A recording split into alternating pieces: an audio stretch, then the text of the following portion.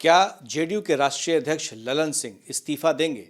ऐसे कई सवाल हैं जिस पर यह कहा जा रहा है, सूत्रों के हवाले से खबर मिली है कि नीतीश कुमार के सामने वो इस्तीफा दे देंगे जब राष्ट्रीय कार्यकारिणी की बैठक होगी। ऐसे में हमारे साथ बात करने के लिए आरजेडी के राष्ट्रीय अध्यक्ष उपेंद्र कुशवाहा जी हैं।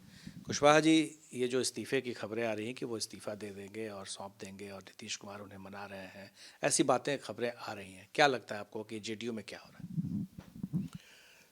अब देखिए, जिस रूप में खबर आ रही है उसमें कितनी सच्चाई है उसके बारे में हम कैसे बता पाएँ। लेकिन कुल मिला जुला कर एक ख्वाब नीतीश जी को ललन सिंह जी ने और उनके साथ और भी कुछ लोग हैं जिन लोगों ने दिखाया था, और उसके आधार पे लोग भी कह रहे थे और नीतीश जी मान बैठे थे कि आरजेडी के सपोर्ट से इंडिया गठबंधन में सर्वसम्मति से इनका नाम तय हो जाएगा अगला प्रधानमंत्री के उम्मीदवार के रूप में। अब तो सारी स्थिति स्पष्ट हो गई। एक तरफ नीतीश जी को ऐसा ख्वाब दिखाया ललन जी ने, और दूसरी ओर आरजेडी को, लालू जी को भी झांसा में लिया कि देर सवेर हम जेडीयू का विलय करा देंगे और आपके बेटा को मुख्यमंत्री बना देंगे। अब दोनों स्तर पे फेल हो गए हैं। नीतीश कुमार जी का ख्वाब धरा का धरा रह गया, और उस ख्वाब के चलते उनकी पार्टी एक तरह से कहिए कि डूब गई। वो कहा जाता है कि गए थे चौबे गए छब्बे बनने और दूबे बन के लौटे।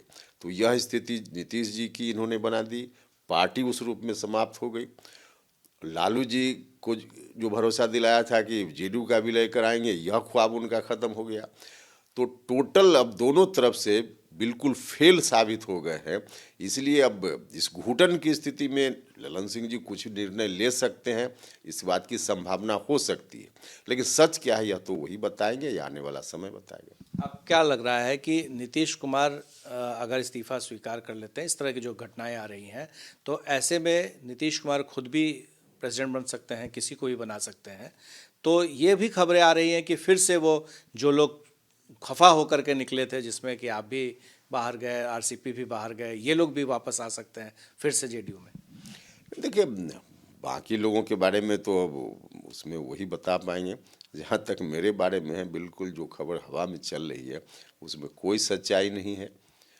इसलिए हवा में, और बाकी नेताओं के बारे में है तो उनसे ही पूछना ज़्यादा जायज़ होगा। हमारे बारे में अफवाह फैलाई जा रही है जिसमें कहीं से कोई सच्चाई नहीं।